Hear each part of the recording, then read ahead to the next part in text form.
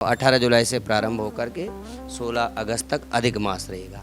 तो अधिक मास कह लो या पुरुषोत्तम मास कह दो या मल मास कह दो, तो ये मास में भी पूजा पाठ के लिए बड़ा श्रेष्ठ माना गया है। मंगला गौरी का जो व्रत है वो विशेष जिन जातकों के कुंडली में, जिन कन्याओं के कुंडली में मंगल का दोष होता है, वो मंगल दोष निवारण हेतु मंगला गौरी यहाँ पर माँ पार्वती को कहा गया है। जिनके घर में संकट है, ऋण है, कर्जा नहीं उतर रहा है, भगवान शिव को बेलपत्री अर्पण करके, बेलपत्री शुद्ध होनी चाहिए, कहीं से खंडित ना हो, और भगवान शिव को बेलपत्री 108 बेलपत्री अर्पण करते हो, नमः शिवाय का जाप करते हुए मनवांछित फल की कामना करते। ओम नमः शिवाय। आप सभी का द न्यूज़ वाला नेटवर्क में हार्दिक स्वागत है। भोलेनाथ के भक्तों को जिन दिनों का सबसे ज़्यादा बेसब्री से इंतज़ार रहता है, वो दिन बस 2 दिन बाद शुरू होने वाले हैं। जी हाँ, मैं बात कर रही हूँ सावन के पावन महीने की। और इस बार तो ऐसा हो रहा है कि 19 साल बाद ऐसा महायोग बन रहा है कि 19 साल बाद पूरे 2 महीने का इस बार सावन का महीना रहने वाला है। तो क्या महायोग बनने वाले हैं इस बार? कौन सी राशि के लिए महीना सबसे ज़्यादा शुभ रहने वाला है? और सावन के महीने में भोलेनाथ के भक्त क्या उपाय करें जिससे भोलेनाथ प्रसन्न हो जाएं? तो ये सब जानने के लिए आज हमारे साथ मौजूद हैं आचार्य रजनीश शास्त्री जी। आचार्य जी, सबसे पहले तो स्वागत है आपका। जी धन्यवाद। और जो भी दर्शक हमें देख पा रहे हैं सभी को ओम नमः शिवाय। आचार्य जी, सबसे पहला सवाल मेरा आपसे यही रहेगा कि 19 साल बाद ऐसा योग बन रहा है कि 2 महीने का सावन का महीना इस बार रहने वाला है। तो इस बार इस साल ऐसे क्या महायोग बन रहे हैं, क्या कारण है इस बार 2 महीने के सावन का? नमः संभवाय च मयो भुवाय च नमः शंकराय च मयस्कराय च नमः शिवाय च शिवतराय च। आप सभी शिव भक्तों को श्रावण मास की हार्दिक मंगल में शुभकामनाएं। बड़ा अच्छा प्रश्न आपका है। श्रावण मास विशेष तो यह है कि इस बार शिव भक्तों के लिए 2 महीने का समय लगभग 58 दिन का मिल रहा है, तो बड़े हर्ष की बात है। और शिव भक्तों के लिए यह पूजा पाठ के लिए अधिक समय मिलेगा भगवान शिव को मनाने का, तो यही सबसे बड़ा हर्ष है। और इसमें कई अच्छे संयोग, शुभ योग बन रहे हैं। जो भी लोग ध्यान करते हैं, योग साधना करते हैं, सिद्धि प्राप्त करना चाहते हैं, भगवान शिव को प्रसन्न करना चाहते हैं, उनका सानिध्य चाहते हैं, उनकी कृपा चाहते हैं, तो आपके लिए बहुत अच्छा समय है। चातुर्मास का प्रारंभ हो चुका है। और चातुर्मास का प्रारंभ जो होता है, ये जो सत्ता परिवर्तन होता है, भगवान शिव ही इस पृथ्वी का भार लेते हैं भगवान विष्णु से। और इन 4 महीनों में भगवान शिव की आराधना वंदना का ये समय होता है। इस बार 2 महीने तो श्रावण मास पड़ ही रहा है, तो पर्व त्योहारों का प्रारंभ भी हो जाता है। तो निश्चित रूप से यह सभी शिव भक्तों के लिए बहुत ही लाभप्रद योग है। आचार्य जी, सोमवार की हम बात करते हैं। सावन के महीने में सोमवार के व्रतों का बहुत महत्व होता है। तो इस बार जैसे 2 महीने का सावन होने वाला है, तो कितने सोमवार के व्रत आने वाले हैं और कितने व्रत मंगला गौरी माता के आने वाले हैं, और इन दोनों में अंतर क्या है वो आप हमारे दर्शकों को स्पष्ट कर दीजिए। देखिए, सोमवार वैसे तो मान्यता यह रहती है सभी लोगों की कि श्रावण मास का 4 व्रत तो आते हैं महीने में, लेकिन 5 व्रत लोग लेते हैं। 1 व्रत आषाढ़ का भी ले लेते हैं, और 5 श्रावण का एक विधान चला आ रहा है, एक परंपरा चली आ रही है। लेकिन इस बार बड़ा ही अच्छा है कि हमें श्रावण मास में 8 सोमवार मिल रहे हैं, जिसमें कि 4 जो सोमवार हैं, जब श्रावण मास, कुछ लोगों को यह समझ नहीं आ रहा है कि अधिक मास कब होगा। ये भी मैं आपको बता दूं, अधिक मास का जो समय है लगभग 18 जो जुलाई से है वो प्रारंभ होगा और 16 अगस्त तक वो चलेगा, वो अधिक मास रहेगा। प्रारंभ के जो हमारे पास 15 दिन रहेंगे, 4 जुलाई से जो प्रारंभ होगा श्रावण, और 17 तारीख को अमावस्या है, तो ये जो हमारे पास दिन रहेंगे, ये प्रथम शुद्ध श्रावण है। और उसके बाद 16 अगस्त से लेकर के 30 अगस्त तक जो है वो भी शुद्ध श्रावण है। बीच में जो अधिक मास है वो 18 अगस्त से प्रारंभ होकर के, 18 जुलाई से प्रारंभ होकर के 16 अगस्त तक अधिक मास रहेगा। तो अधिक मास कह लो या पुरुषोत्तम मास कह दो या मल मास कह दो, तो ये मास में भी पूजा पाठ के लिए बड़ा श्रेष्ठ माना गया है। तो पहले प्रयास ये रखना चाहिए कि हमें सारे सोमवार करने हैं, जिसमें कि 4 तो अधिक मास में पड़ेंगे और 4 शुद्ध मास में पड़ेंगे, तो 8 के 8 रख लें। और अगर आप ऐसा नहीं कर पाते तो प्रथम जो दिन हमें मिलते हैं, 2 सोमवार उसमें कर लें, जिसमें कि 10 जुलाई को पहला सोमवार है और 17 को दूसरा है। उसी प्रकार से फिर 21 अगस्त में, दूसरा 28 अगस्त में है, तो 4 सोमवार हो गए। तो आप ऐसा भी कर सकते हैं, और यदि आप सारे रख सकते हैं तो सारे व्रत रख लें, 8 व्रत आपको मिलेंगे। जैसे आपने दूसरा प्रश्न पूछा मंगला गौरी और श्रावण सोमवार का, देखिए दोनों अलग अलग विषय हैं। सोमवार का जहाँ भगवान शिव के लिए यह व्रत है विशेष, और शिव भक्तों को करते ही हैं उसमें, लेकिन मंगला गौरी का जो व्रत है वो विशेष जिन जातकों की कुंडली में, जिन कन्याओं के कुंडली में मंगल का दोष होता है, वो मंगल दोष निवारण हेतु मंगला गौरी यहाँ पर माँ पार्वती को कहा गया है। तो उनको सुहाग का पिटारा चढ़ाने से, सौभाग्य वस्तु अर्पण करने से, मंगला गौरी का पाठ करने से, इसमें भगवान शिव, माँ पार्वती और भगवान गणपति जी की आराधना वंदना होती है।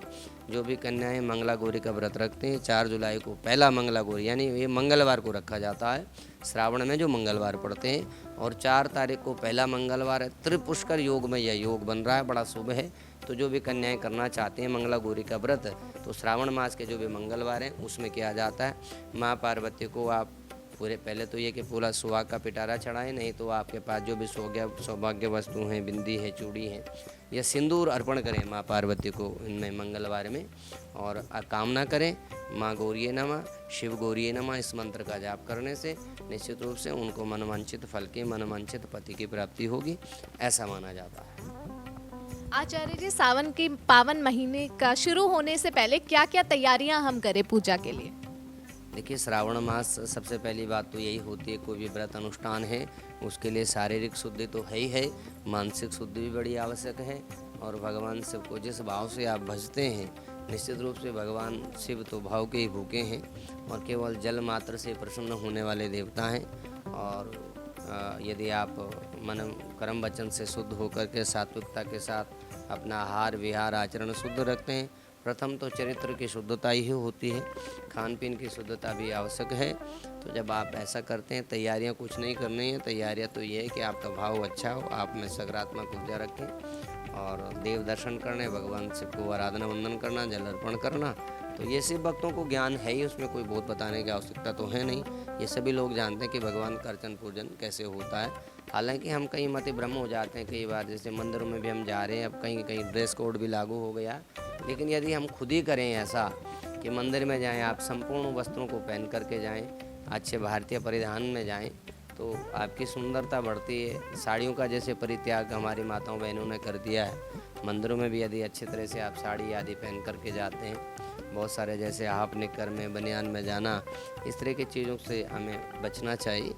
और बड़ा आप सात्विकता के साथ और बड़े मर्यादित वस्त्रों को पहन करके देवालयों में जाएं, क्योंकि देव दर्शन तभी करने चाहिए जब हम अपने सात्विकता के साथ हों, अपने मर्यादा में हों, अपने आचरण में हों, तभी हम भगवान से अपने आई कांटेक्ट कर पाते हैं, उनसे नज़रें मिला पाते हैं। तो अच्छे वस्त्रों के साथ जाएं, मानसिक स्थिति भी शुद्ध रखें, तो आहार विहार शुद्ध होगा तो भगवान प्रसन्न होंगे। आचार्य जी, इस बार कौन सी राशि वाले लोगों के लिए सबसे शुभ रहने वाला है ये महीना, और कौन सी राशि वालों की किस्मत के सितारे इस बार चमकने वाले हैं? देखिए, जब आध्यात्मिकता की बात आती है तो तब मुझे लगता है कोई राशि विशेष नहीं है। और जब भगवान के शरण में जाते हैं तो धर्मेण हन्येत व्याधि, जब धर्म की शरण में जाते हैं, जब आपके कारण धर्म नीचे नहीं गिरता है तो धर्म भी आपको ऊपर उठाता है। जब आप अपने कर्म से, आप अपने वचन से, आप अपनी वाणी से, आप अपने मानसिकता से, अपने चरित्र से धर्म को गिराने का प्रयास करते हैं। धर्म गिराने से तात्पर्य ये होता है जब हम मर्यादाओं का उल्लंघन करते हैं, तो राशि आपकी कितनी भी अच्छी चल रही होगी, तो आपका कर्म यदि खराब हो गया तो आपको कहीं ना कहीं दुख कष्ट उठाना पड़ेगा। और यदि कोई ग्रह बहुत ही खराब भी चल रहा है आपकी राशि में, कुंडली आप शनि की 7.5 में है, आप कोई दुष्प्रभाव में, राहु की दशा में है, तो भगवान शिव योगियों के योगी हैं, और भगवान शिव की आप जब शरण में जाते हैं तो कहते हैं कि जब आप बिजली को छूते हैं, चाहे अनजाने में चाहे जानबूझ करके, उसका काम करंट देना है, अग्नि का काम जलाना है। उसी प्रकार से पापी हो, पुण्य आत्माएं को भी जब भगवान के शरण में जाता है तो भगवान उसे ग्रहण करते हैं और उसका कल्याण करते हैं। आचार्य जी, जैसे इस बार महायोग पड़ने वाला है, महायोग आ रहा है सावन के महीने में, तो कुछ लोगों के लिए जो भगवान भोलेनाथ के उपासक हैं उनके लिए कोई महा उपाय भी होने वाला है, तो इस बार वो महा उपाय क्या है जो भक्त करें और भगवान शिव को प्रसन्न कर लें? देखिए, उपाय तो बहुत सारे होते हैं, लेकिन जैसे हमने बताया आपको कि भगवान शिव को इस विशेष माह में जब आप बहुत सारे लोग चालीसा करते हैं, 40 दिन का करते हैं श्रावण मास में, लेकिन इस बार हमें तो 58 दिन प्राप्त हो रहे हैं।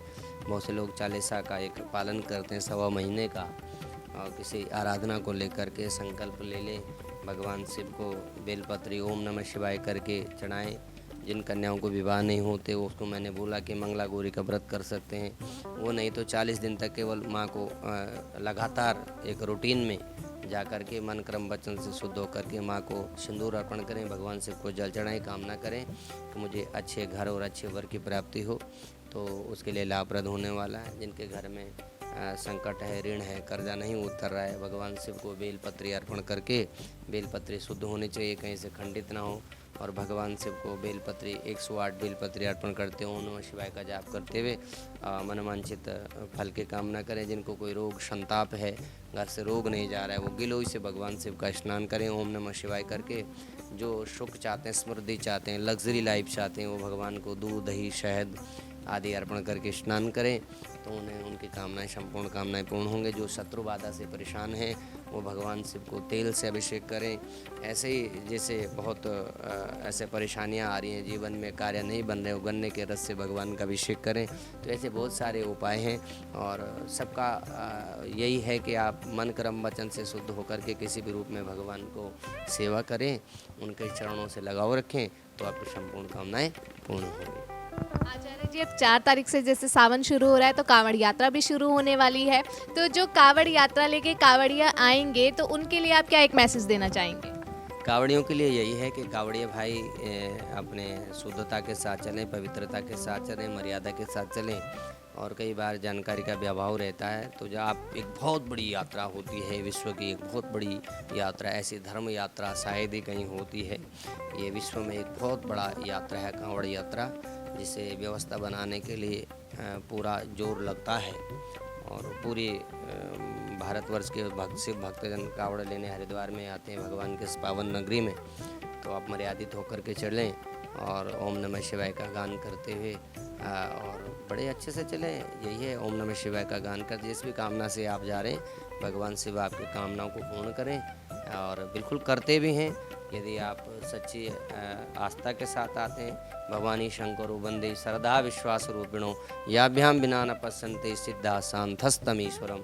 भवानी शंकर आस्था और श्रद्धा और विश्वास नाम के जो देवता हैं, उन्हें यदि आपने मनाना है, श्रद्धा और विश्वास, तो यही है, इसी का आप पालन करें, श्रद्धा विश्वास के साथ चलें।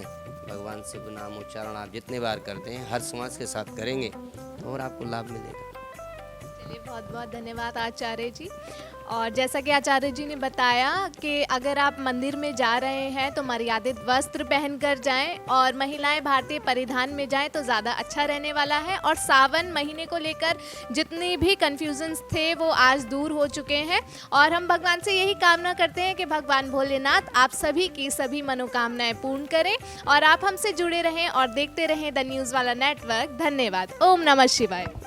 जय श्री राम। ओम नमः शिवाय।